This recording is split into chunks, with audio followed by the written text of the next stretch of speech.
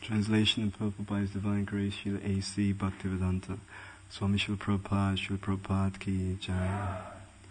Vasudeva, Shankarshan, Prajumna and Aniruddha constitute this second quadruple. They are purely transcendental. Purport. Sripad Shankaracharya has misleadingly explained the quadruple form, Chatuvyuha, in his interpretation of the 42nd aphorism of chapter 2 of the second kanda of the Vedanta Sutra. Utpatya Asambhavat, in verse 41 through 47 of this chapter of Sri Chaitanya Charitamrita. Srila Krishnadas Kaviraj Goswami answers Sripad Shankaracharya's misleading objections to the personal feature of the Absolute Truth. The Supreme Personality of Godhead, the Absolute Truth, is not like a material object that can be known by experimental knowledge or sense perception. In the Narada Pancharatra, this fact has been explained by Narayan himself to Lord Shiva. But Shankaracharya, the incarnation of Shiva, under the order of Narayan, his master, had to mislead the monists who favor ultimate extinction. In the conditioned state of existence, all living entities have four basic defects, of which one is the cheating propensity. Shankaracharya has carried this cheating propensity to the extreme to mislead the monists. Actually, the explanation of the quadruple forms in the Vedic literature cannot be understood by the speculation of a conditioned soul. The quadruple forms should therefore be accepted just as they are described. The authority of the Vedas is such that even if one does not understand something by his limited perception, he should accept the Vedic injunction and not create interpretations to suit his imperfect understanding.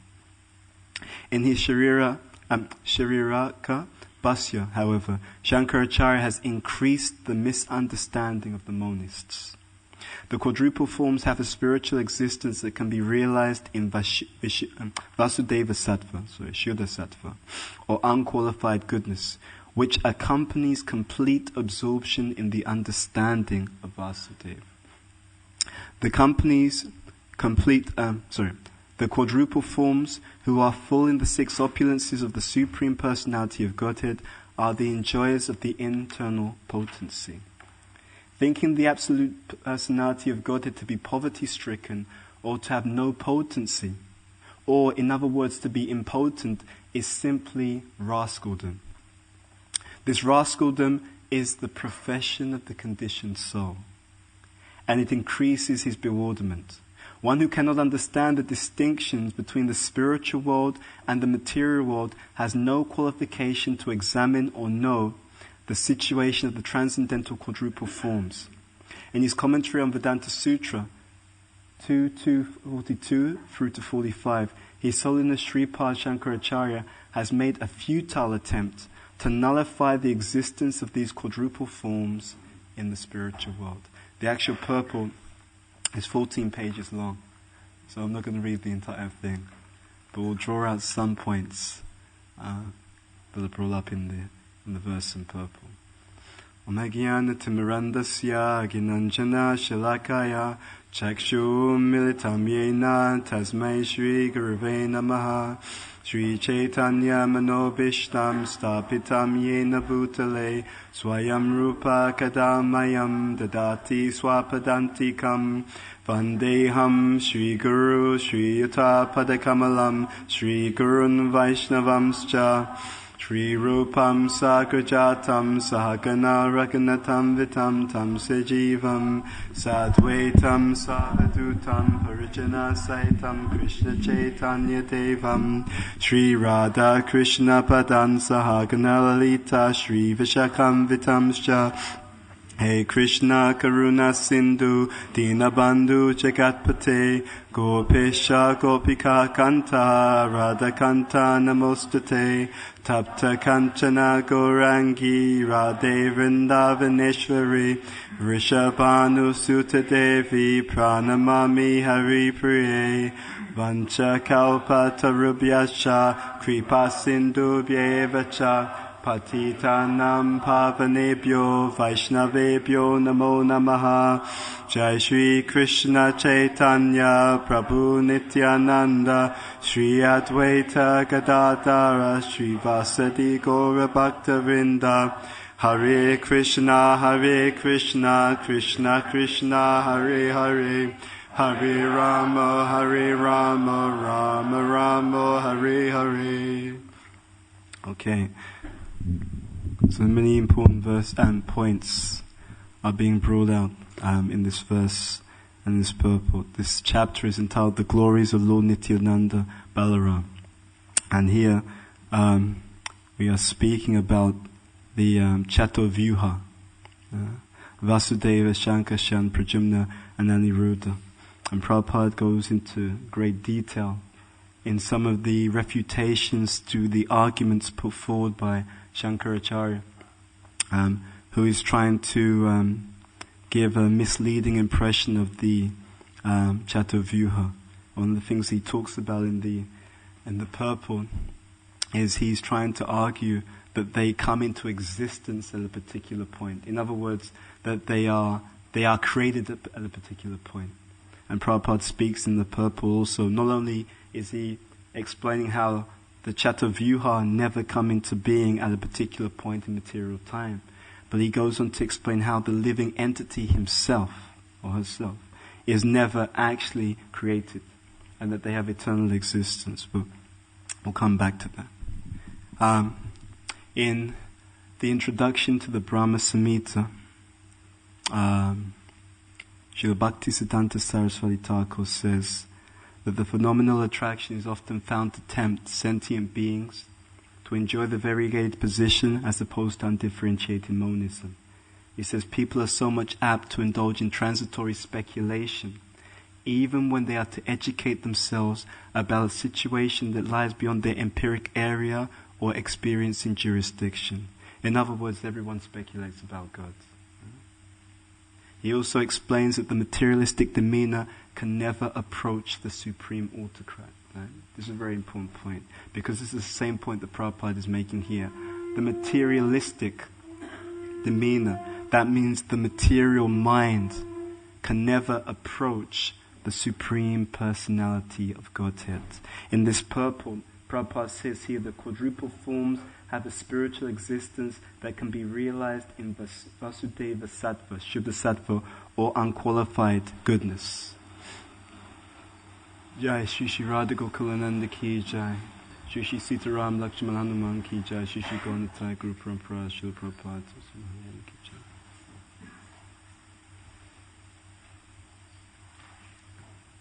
So,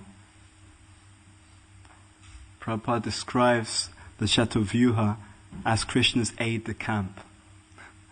So these are, as Prabhupada says in this purport, they are expansions of Narayan. And many, many basic points are discussed in this purport. And this is Sambandha Gyan. This is the position of the living entities, the position of the Supreme Personality of Godhead, and their interrelationship. Right? This is also relating to the understanding the distinction between the body and the soul. Right? If we think that we're the body, that means we have come into existence at a particular point in material time. In the purport, when Prabhupada is speaking about this point, he's making the point that we're never created. However, if you actually look through Prabhupada's writings and sometimes the conversations, sometimes he does use the word created in relation to the living entities. Right? But when it's used in that sense, it's merely to give a sense of how we have a state of existence. It isn't distinctly meaning that we come into existence at a particular point in material time. In other words, sometimes Shastra, Sadhu Guru, explains things in the casual sense, and sometimes things are explained in the technical sense. In this particular purport, many things are being explained in the technical sense. Right? And Prabhupada is also in this purport speaking about he's kind of criticizing this whole point of interpretation. He says here, let's see, the authority of the Vedas is such that even if one does not understand something by his limited perception, he should accept the Vedic injunction and not create interpretations to suit his imperfect understanding. Right? So, sometimes this becomes problematic. In Bhagavatam, where the explanation is given as to how Bharat Maharaj fell down, right? He became attached to a deer, and therefore in his next lifetime had to take birth as a deer. So, in the verse that explains why he fell down, it is actually explained that he fell down to previous karma, sinful activity, right? And so that is on one side, and that's actually what the verse says. Then, you have another point. In the Shastras, it's explained that the platform of Bhava Bhakti, and Shastra says Bharat Maharaj was at the platform of Bhava Bhakti, that at that platform, the past sinful activity, one's past karma, cannot cause one to fall down from the platform of Bhava Bhakti. Right? So, on the one hand, you have this statement by Shastra. On the other hand, you have another principle of Shastra, and the two things seem to contradict. So we're hearing he fell down to past sinful karma, and then we hear the Bhava Bhakti. At Bhava Bhakti, your past sinful karma cannot bring you down. So how is this to be understood? And you'll find, and this purport speaks about this, in many places there are things that seem to be at odds with one another. Right? The Sandarbhas kind of synthesize these 2 points. I'm not sure, I can't remember exactly which of the Goswamis, it may be Jiva's Goswami, who explains that actually where it says past sinful karma, right, that where the direct meaning doesn't fit in with the principle, then one looks for a higher order meaning. It's not interpretation, it's actually a higher order of understanding of the scriptures. And in that higher order understanding, the Goswamis explain that where it says past karma, past sinful karma, it means Vaishnava Aparad. Because the only activity of the past that can bring someone down from the platform of Bhava Bhakti is Vaishnava Aparad, offenses to great devotees. So one may come all the way up, and therefore, and still, because of something, and in the explanation given in the Sandarbhas, it's because of a Vaishnava Aparad he performed in his previous life. Right? And therefore, that previous life activities then has, when the effect matures, it pulls this person down from the platform of Bhava Bhakti, and he becomes attached to a deer. So, where we hear about interpretations, there are so many fine points, fine technical points, whereby we can understand something that's given, but this is why the association of Vaishnavas is so powerful, because it can bring out so many of the refined underlying explanations. And Krishna consciousness is like that. You will have some apparent meaning, but there are deeper and deeper and deeper and deeper meanings within that. Right? Even this Maha Mantra that we chant every day, Prabhupada generally says it means, dear energy of the Lord, please engage me in your devotional service. But we can go further and further. The Goswamis and other great devotees, they've given so many meanings to this same Maha Mantra. In another place in Bhagavatam, it is said that, for example, in terms of Garhastha Ashram, that the man and woman should be of the same age. And that also is not exactly the direct meaning. It is the same age, but it's not the age of the physical body, right? Where that point is made, this is, I think, 3rd canto. It's the age of the subtle body which is being referred to. So many times when we read Shastra, if we are able to inquire and hear, Krishna furnishes us with more and more fine, detailed understanding within these particular points. You can go infinitely deep on every single verse. It is said that Bhaktisiddhanta Saraswati Thakur, sometimes he would speak 1 month on just the same verse. So many different meanings, so many different points will come out. Okay, let's look at a few points which are given here. So, Prabhupada is really emphasizing about the inconceivable potency of the Supreme Personality of Godhead, Achintya Shakti. that the Supreme Lord is inconceivably powerful. And this reconciles two contradictions. Because on the one hand, we hear that we, in our materially conditioned state, we can't understand Krishna. We cannot understand Krishna, right? But Krishna can make himself understood, right? You see the difference? When we say we can't understand Krishna, the emphasis is, as Prabhupada is here speaking about the four defects, right? And the speculation of the conditioned soul. We can't understand Krishna means the power, the potency it cannot be generated by the atomic living entity to realize something far beyond themselves, right? We do not have that ability. But the potency can be instilled from above by that Supreme Person, whereby he can be understood by his own power, right? What does this mean? It means simply that we are begging for the mercy for the Supreme Personality of Godhead in all respects, right? It means that nothing is achieved without mercy.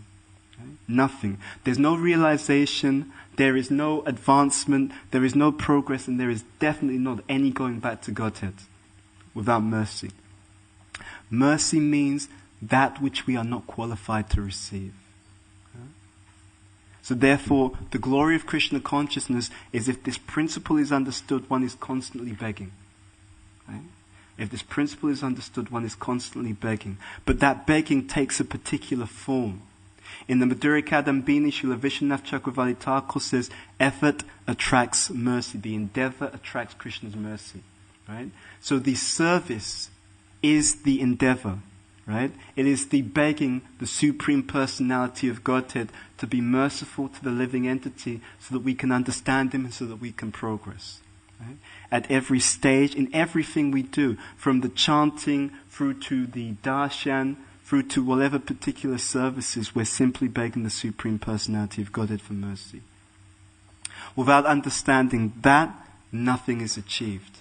Because the moment we achieve anything or seemingly achieve anything and we think that we've done it by our power, then it stops being mercy. Right? Actually what that means is the living entity cuts themselves off from the mercy of the Supreme Personality of Godhead by considering that the results are theirs, that they are the doer. Prakriti kriyamana niguni kamani savasya ahankara vimudatma kataham iti manyate. Kata, the doer, aham, I, iti, thus manyate, he thinks. Right? We think that we're the doer of activities that are actually carried out ultimately by the Supreme Personality of Godhead. Right? And all understandings are by the mercy of Krishna. It's an interesting way that Prabhupada addresses Shankaracharya also here. So, let's read the sentence again. He says, His Holiness Sri Sripad Shankaracharya has made a futile attempt to nullify the existence of these quadruple forms in the spiritual world. His Holiness. Right? So you notice, first of all, he's actually paying respects to Shankaracharya. Right? And then he's criticizing what he says.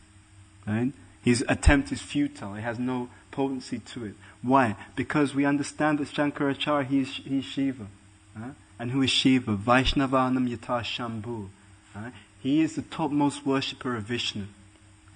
But he has a mission in this particular respect. And his mission is to bewilder those people. Right? There's a particular category of monists who he is bewildered by giving them this misleading understanding. The mission of the Lord, therefore, is also very, very sophisticated. Right? Let's be honest, sometimes people, even devotees, can be confused about this. So, Buddha comes, he tells people to completely reject the Vedas. Right? You just practice ahimsa, non-violence, because they're completely unqualified. And to this day, many people are Buddhists, right? Many, they actually are very into the philosophy. They think it's very, very attractive in so many respects. We hear Shankaracharya. So he's giving them, they have reconnected with the Vedic knowledge, but a misunderstanding about that. What is this point? What is the underlying principle? The underlying principle is adhikar. Right? The The Supreme Personality of Godhead is so perceptive, so particularly insightful, that different things are given based upon people's particular adhikar. And you have it in the broad sense. So Buddha's giving one teaching to one group of people. They're not qualified for any Vedic understanding. If they have any contact with Veda at all, they'll completely misunderstand it. They'll butcher animals on that basis. They'll disqualify themselves even more. So no Vedic understanding whatsoever.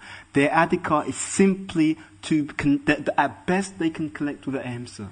So this is what they're given. Shankaracharya, okay, they can connect the Vedas, but they will not, they simply will not be able to really understand the conclusion of the Vedas. Vedescha sarve aham eva vedyo, Vedanta krit veda vid eva chaham. Krishna is explaining this point. 15th chapter, 15th verse of Bhagavad Gita, by all the Vedas, I am to be known. But these people, they don't have that adhikar. They simply, and adhikar, it has a dual meaning. Adhikar on one level means qualification, as in, let's see, what's the word that's used? Sukriti. But adhikar in the internal sense means the sincerity, right? If someone deep down does not want to accept the personal form of God, that deep longing, under no circumstances do I want to accept that Krishna is the Supreme Personality of Godhead, then because of that deep internal stubbornness, and that Prabhupada here calls it rascaldom, right? Therefore, they're connecting with a particular teaching which allows that. But the mercy still comes through. The mercy is that you don't want to know Krishna. For example, the Buddhists, they don't want to know Krishna, but they worship Buddha, right? Who's an incarnation, right? Like that, right? So it's a way of trickling the mercy into the person to the extent that they can that they are prepared to open the doors. And as they build up that sukriti, then the door opens more, a bit more, so they can understand more. Now, this isn't just applying to people in the broad sense. This applies to everyone who is practicing Krishna consciousness. Right? Everyone who's practicing Vaishnavism, within the teachings of Krishna consciousness, there are deeper and deeper levels of understanding. Right? And therefore, when people come in at the beginning, often the emphasis is, yes, you're not happy in this world, you're not suffering because you don't know who you are. If you take to Krishna consciousness, you're going to be completely happy. So I'm asking you, Vaishnavas, are you completely happy? Right? You're 100% happy in this room, aren't you? Right? See, it's not quite like that. It is, but it isn't. Right? I was giving class at Soho Street yesterday, and we brought that point up. And then someone asked me, who was a devotee, said, so, you mentioned this point, but, I don't know, because I said, is anyone here 100% happy? And then no one put their hand up, including the devotees. Which was honest. Right? And so he said, I don't know how to answer your question. Is it because I'm a devotee, am I supposed to be completely satisfied, or am I not to be satisfied? Where are we? So I explained that Prabhupada, when he says devotee, usually he means pure devotee. Right? He means pure devotee, actually. Right?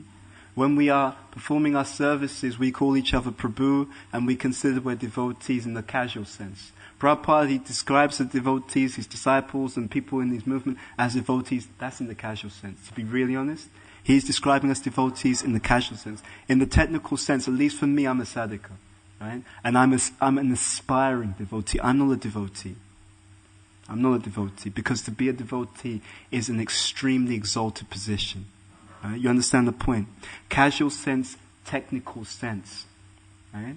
And what it means also is that as long as we're humble, we're given the benefit of the doubt. Right? You're humble, you're not qualified, you're not necessarily on the highest platform, but we're given in that broad category. They're doing something for Krishna, therefore they're devotee. In the technical sense, that has to be pure for Krishna. Motive has to be for Krishna, and actually, removement of all these anarthas, that is, 100% for Krishna in all respects. That's devotee. That's devotee, right? When we consider that we're doing well, we mean that in the casual sense, right? How are you doing, Prabhu? Oh, Krishna consciousness is going good, and I'm doing quite well. That's in the casual sense. Why? Because that means we're comparing ourselves to other conditioned souls, right?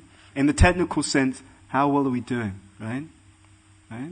In the technical sense, how well are we doing? In the technical sense, you have to compare yourself to Rupa Goswami. Are you doing as well as Rupa Goswami? Maybe Haridas Thakur, right? Bhaktisiddhanta Saraswati Thakur. Right? In the technical sense, that's Prema Bhakti. And if we remember this, then two things happen. We're very humble, we're very intense, we're very determined, and we gain tremendous mercy. Tremendous mercy. Right? Don't ever think humility is something, it's something that puts us down and puts us in a weak position. Humility gives us tremendous power, Shakti, drive. Right? And the humility is what Prabhupada is kind of speaking of here, because the reason why someone will give, I'm trying to find the exact quote that Prabhupada uses here. Yeah. The reason why we're not humble is because we put ourselves on a higher platform. As he says here, right, this is it. He says, in the conditioned state of existence, all living entities have 4 basic defects, of which one is a cheating propensity. Right? What it means is, basically, we're not qualified to give certain understandings. In the material world, you have all kinds of authorities giving all kinds of understandings about things that they simply do not have qualification to know. That's this propensity. This is cheating propensity. And it goes very, very deep. I remember, right now, in the world, there's so much of a financial and economic crisis. So the US government, they've had to, borrow much more money. I think 400 billion they borrowed, right? Now, do you think that the President of the United States actually has the power to control the economy? Factually, right? Can he actually control and manipulate the economy to do exactly as he wants? He doesn't have that power, right? He doesn't have that power. And people, presidents, prime ministers, they do not have that potency. They simply do not have it, right? What's happened is simply this cheating propensity. They stand up. Don't worry, if you vote for me, I can make it happen for you. I will solve all of your problems. Right? What is that? That is, I am the Supreme Personality of Godhead. Right? That's cheating propensity. Right? Anything. Prabhupada, you know why he was so powerful? Because Prabhupada, he didn't actually claim to be the shelter of anyone. Right? What he considered is he's helping someone to take shelter of Krishna, who is the shelter of everyone. And for that reason, because he perfectly represented the Supreme Personality of Godhead, and because he perfectly directed everyone to take shelter of the Supreme Personality of Godhead, for that reason he was the shelter of everyone. Right? In other words, he was completely free of this point, this cheating propensity. Right? And he did not give his own understanding. If you read the commentaries of previous acharyas, and then you read Prabhupada's books, you will see how in so many purports, he's just literally taking statements from the commentaries of previous acharyas and just putting the same statement back in there. The same statement. Right? Sometimes almost word for word. What has been said by previous acharyas, he's taken that out and put it in his purports. So when we're paying respects to Prabhupada's purports, you have the entire parampara present in that particular purport. That's just how powerful they are. Right? If we do not take shelter of these 4 defects, and if we live our lives by Shastra, that's what's implied here.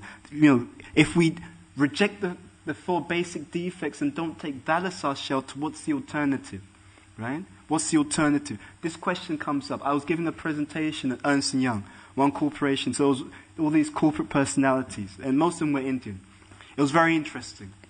So we did a presentation about why we accept the Vedas as an authority. And they were shocked. Right? Why were they shocked? Because what we gave them was just the logic of the Tattva Sandarbha, right? Which explains from the basic point. It starts with this point. How the living entity has 4 basic defects and goes all the way through all the stages in such a rigorous and logical way as to why we accept scripture. Right? All of these Indian-bodied people, they never heard this before.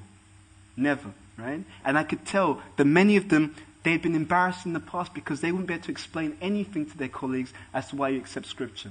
Right? The Hindus usually can't explain. The Christians definitely can't explain. So many groups can't explain because they don't have this rigorous logic. Right? Sattva and Dharma. So the living entity has 4 basic defects. Therefore, they can't understand something which is beyond, as Bhaktisiddhanta Saraswati Thakur says, their empiric area. That simply means something which is beyond what they can perceive in this material world, right? So then what is the alternative? The alternative is that there is this literature, Vedic literature, making a claim that this is the information which is descending, right? Trying to use the basic senses is called the ascending process. Even philosophers understand this. When I studied philosophy at university, this is simply called the problem of induction. Right? And Western philosophers have been grappling with this for centuries, and they still have not come to one single conclusion. They just speculate and speculate and speculate. Right? Our philosophy has been understood and clarified such a long time ago. 4 basic defects, and therefore we accept the ascending process, but this is not blind acceptance. Right? We accept scripture because it's logical, it's practical, it can be applied. So many points in scripture have been empirically proven already. In Bhagavatam, 3rd canto, embryology is already there. The measurement of atomic time is already there. So many things. That gives us good reason, good faith to consider that other things which are stated in that scripture are also true. We follow the process. By the process, we don't use our material senses, but by the process we spiritualize the senses. And when the senses are spiritualized, we can perceive that which is already stated directly. Very logical. Very logical. We would just explain it to them and they'll just stay like, oh, wow, this is amazing. Yeah? So we shouldn't underestimate what we have. This makes sense. This teaching makes tremendous sense. And more than that, it works. Which is the real killer, actually. It works. Generally, the Christians don't like our preaching, right? The reason why Christians don't like our preaching is because they talk about believing in God, right? Do you believe, right? You have the faith, you believe. We don't talk about believing in God. We say if you follow this process, you will see Krishna face to face. You can hear him, right? There are so many fine points in the scriptures, so many things. I'm just emphasizing that because as you go in this purport, it talks about so many contradictory points. I was hearing a point which was made by Ayendra recently. So it was explained that Prabhupada says that in the beginning stages we worship the deities in awe and reverence, right? But at the same time, our philosophy is that Radha and Krishna ultimately are not worshipped in awe and reverence. Ultimately, they're not worshipped in awe and reverence, right? So when we're worshipping the Radha Krishna deities in awe and reverence, what is happening? He was explaining a very nice point. He said actually it's a Lakshmi Narayan aspect within the deities who are actually accepting the worship. Right? So we're worshipping, because of the mood in which we're worshipping, Narayan is accepting that worship. It's just like Krishna in his Bhoma Leelas. When Krishna is killing the demons, it's not Vraja Krishna. Right? It's the Vasudeva aspect in Krishna who's killing all the demons. So many fine points which are there. Right? So many fine points. We hear about the 5 rasas, right? The different rasas which are there. But as we go into more detail, then even in one particular rasa, there can be elements or tinges of another rasa. Right? He was explaining that Subal, for example. Subal is in Sakiras. Right? But actually, there's tinges of Madhurya in that. And therefore, he can perform particular services to Radha and Krishna when they're together. So many fine points are there. Right? As we go deeper and deeper, it's like you have sometimes concentrated washing up liquid, right? You have one drop, but that one drop, when you put it in water, it expands so many, many things. It just expands out, right? That's actually what's going on here, right? And we see more based upon consciousness. This is the implication of this point about how these quadruple forms have a spiritual existence that can be realized in Vasudeva Sattva, right? I was explaining something to some devotees recently. I'm not sure if they liked it, but it didn't matter because it's true, right? Because what happens, I'll explain the point. your understanding of this philosophy is also based upon the mode that you're in. Right? That's the honest truth. And the spiritual masters, they're not stupid. Right? They give instructions, they also do it based upon the mode. They know the disciple. They know what's going on. They know that the attachments that we have. Right? If we're very intelligent and we realize that, we'll be very humble. Your spiritual master gives you some big service, do something great, something big. It's because he knows that you're in the mode of passion, and therefore you have a big ambition. Right? I need to do something big. I need to do something big.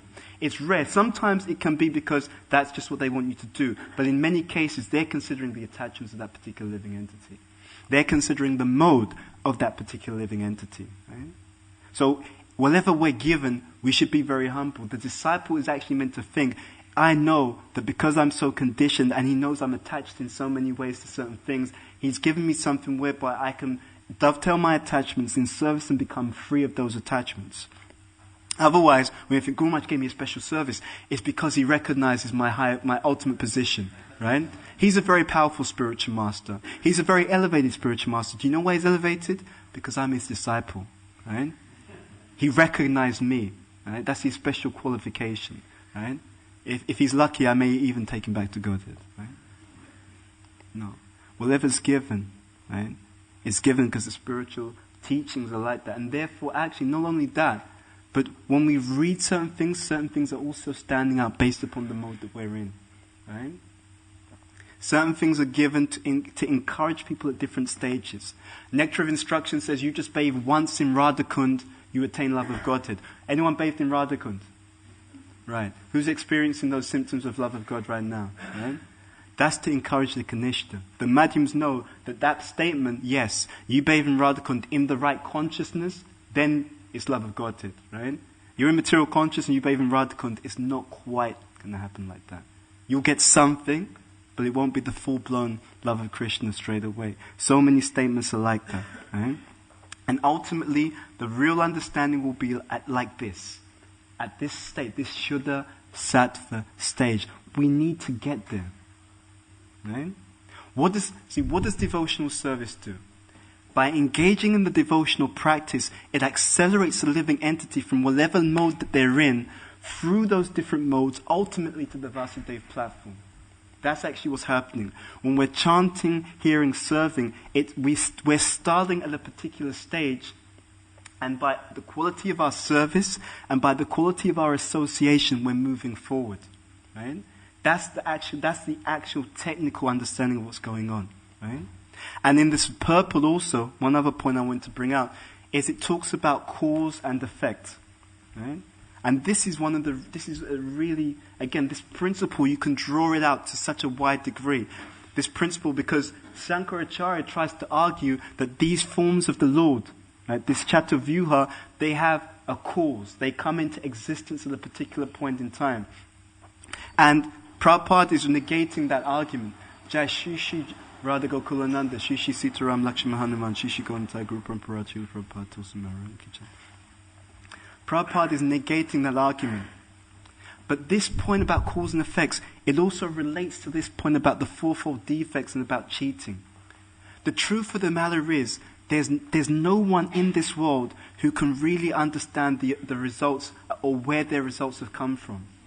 And this gives us in our preaching a huge advantage which we don't really exploit. I'll explain what I mean by this. There's two levels. There's the level in terms of devotional service, and there's a level in terms of just general material activities. I was preparing something on leadership, like a presentation I think I'll do here, on leadership, Bhishandar's instructions to Yudhisthira. And I was thinking about this point. There are many leaders in this world, right? And you will find thousands of books on leadership. And you'll often find this argument, well, we want to read something on leadership by someone who's accomplished, who's a leader, who's achieved something, because the idea is that they know how to do it, right? That's not actually true. That's not our philosophy, and that actually isn't logical. If you have some basic spiritual understanding, that's not logical, right? You do an empirical exploration of leaders and managers in this world, you will find a whole range of styles, right? And in many cases, those leaders who are getting results today, right, are actually crooked, cheating, abusive, exploitative leaders, right? And they're getting huge results. If you were an empiricalist, a materialist, you'd think, well, that seems to imply that it works. You push people around, pressure them, cheat them, exploit them, force them to do things, manipulate them, you get results, right? So imagine such a person, he's very successful, they write a book on it, and he's got results. And you have all of these foolish people who are going to get that book and emulate that behavior, right? But we have a different philosophy. First of all, we understand the eternal principles are coming from Shastra, whatever it is. The only way it works is if you follow Krishna's instructions. Why? Because Krishna is the one who created it. If you don't follow the way he explains it, it doesn't work. So when you see someone who's doing all the wrong things and getting a result, it means that it's due to their previous karma. Your previous karma carries over. So sometimes they're getting results today because they did the right thing in the past, right? And they're getting the fruits now of their past behavior, which happened to be in line with Shastra. And right now, they're abusing people under their care. They're misleading people. They're not leaders, they're misleaders. And that means that in future, they're going to get heavy negative reactions. This is what's implied by this point about the 4 basic defects. Actually, what it means is that everyone who claims to be an expert in this material world is a cheater, because they do not actually they have not educated themselves to understand the real cause and effect of this material world. Right? They think I'm getting results because I act in this way now, but they're not.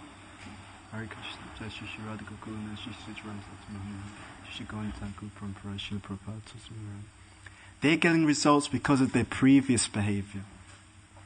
So if you want to know how something works, and this is what we can preach, then you get the understanding by Krishna. And that's what we have in Prabhupada's books, in his examples, in his purports. This is Krishna explaining how anything works. Right? From relationships through to leadership, anything. This is how it works. These are the eternal principles. Right? And you can't understand or work it out simply by empirical behavior. Now, what does this imply for devotees? What this implies, and you see this all the time, let's say devotees are being offensive to other devotees, but nothing seems to be happening to them. Right? But, so therefore, maybe I'm getting away with it. Because after all, Scripture says that if you offend devotees, your spiritual life will suffer, but hey, nothing seems to be happening to me. Maybe Scripture's wrong. Or maybe I'm very special. Right? So, Scripture applies to the general mass of devotees, but, there's certain devotees who are on a certain special platform. I don't like to boast about it, but, I'm a bit on the immune. I'm on the immune. I'm kind of, it doesn't touch me, the material energy, I'm a bit, like that, No. It's just coming. It's coming to you. It takes time. Right? You don't see the effects straight away. If we have faith in Scripture, then what Scripture says goes. You don't chant your rounds properly, you're simply preparing yourself to struggle in your spiritual life later on. Never think that because we're doing something wrong now and we're not seeing the negative results now, that therefore it doesn't work or it doesn't apply to us. No, it applies to us 100% at all times. Right? And even where we're being a bit lax now, we may be simply existing on our previous devotional credits. Right? You see how it works? This is why we don't believe in what we see. We know this point, 4-fold defects. We know this point. The Vedic literature cannot be understood by the speculation, Prabhupada says here, of the conditioned soul. Right?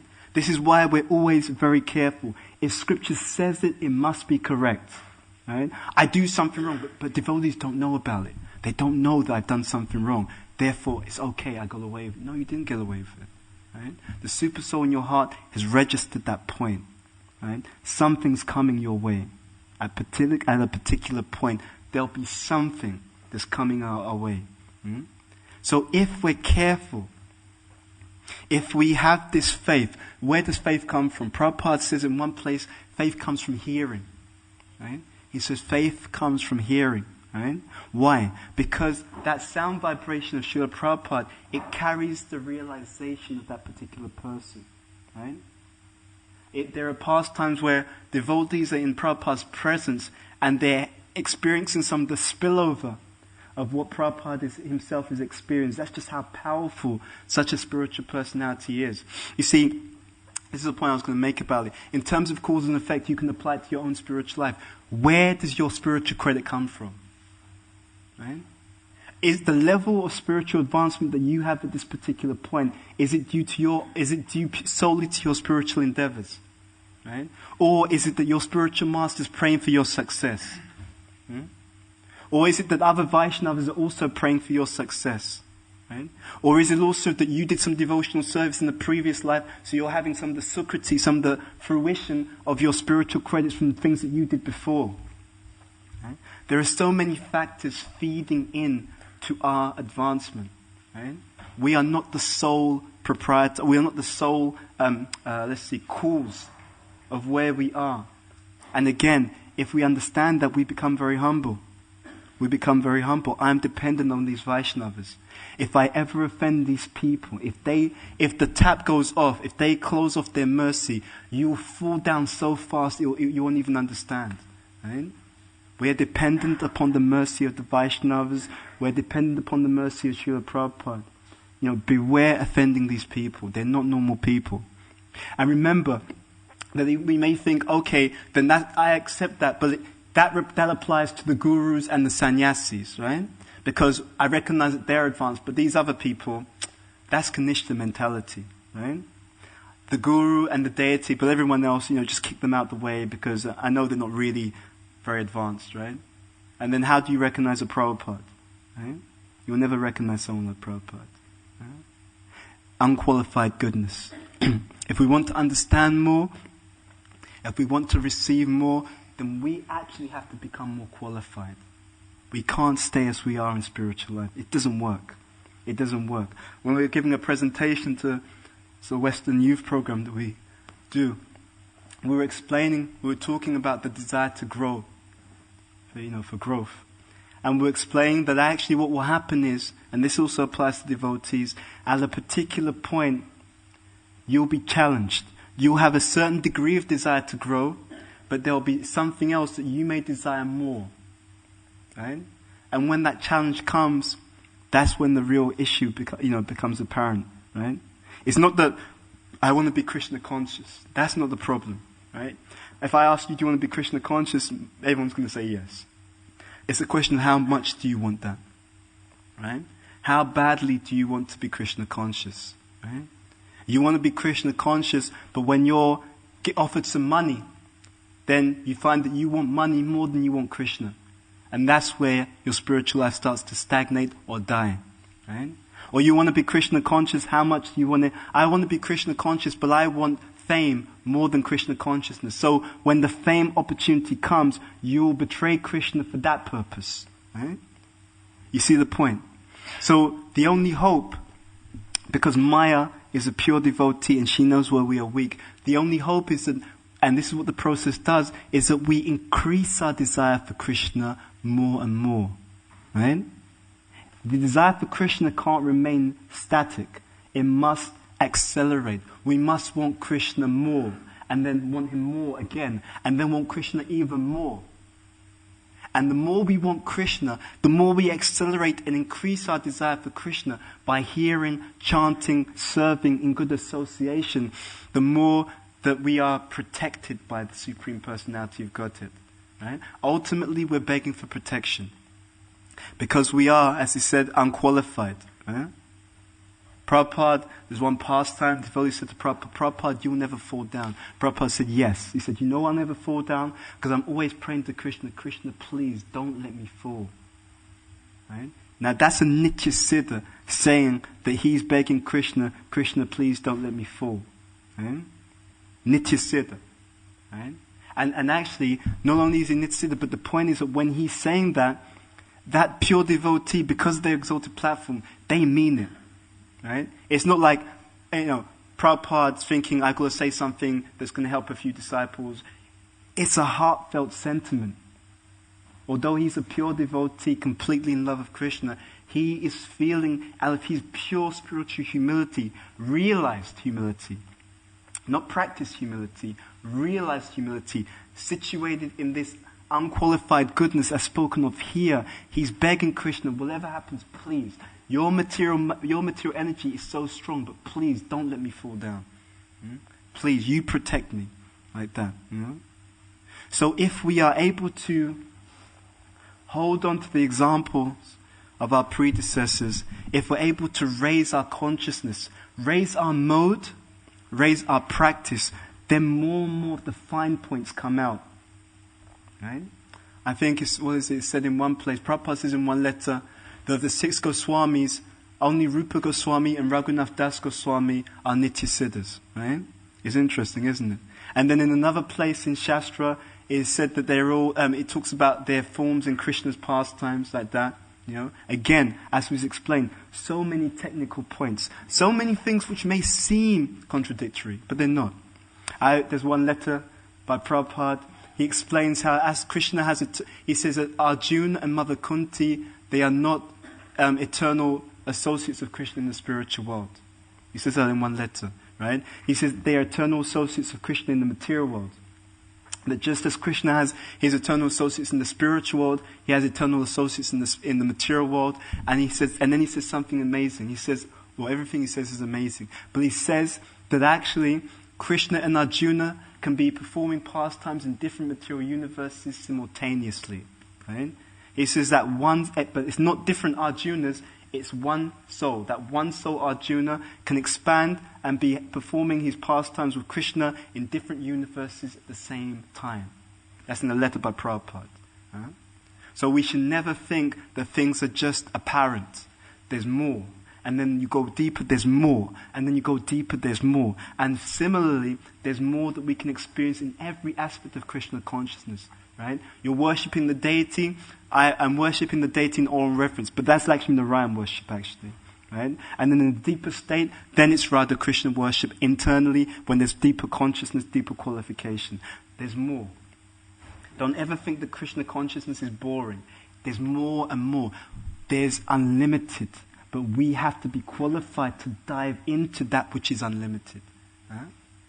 So, remain humble, remain sincere, keep begging. Keep intense desire. And that intense desire, fueled by a recognition of our unqualified nature, will constantly unfold miracles. We will have so many experiences where we will deepen our Krishna consciousness and experience more of our Krishna consciousness. Okay, I'm going to stop there. Sri Chaitanya Charitamrita ki jai, Srila Prabhupada ki jai, Janita Gaur Premanandi, Hari Hari Bo. Do we have any questions or comments? I have seniors in the room, so I'm going to hopefully field the questions to the seniors.